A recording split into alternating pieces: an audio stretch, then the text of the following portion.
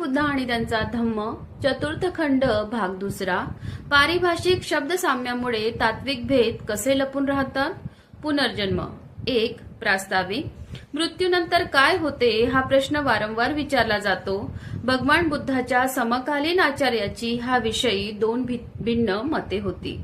पहिले मत शाश्वतवाद आणि दुसरे मत म्हणजे उच्छेदवाद म्हटला जात असे. आत्मा अमर असल्यामुळे जीवन शाश्वत आहे.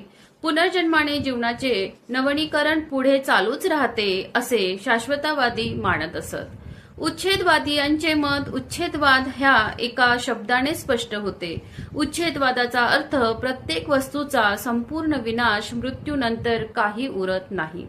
भगवान बुद्ध हे शाश्वतवादी नव्हते, कारण शाश्वतवादात पृथक आणि अमर अशा आत्म्याचे अस्तित्व असल्याची श्रद्धा असावी लागते आणि त्यास तर भगवान बुद्धांचा प्रखर विरोध होता.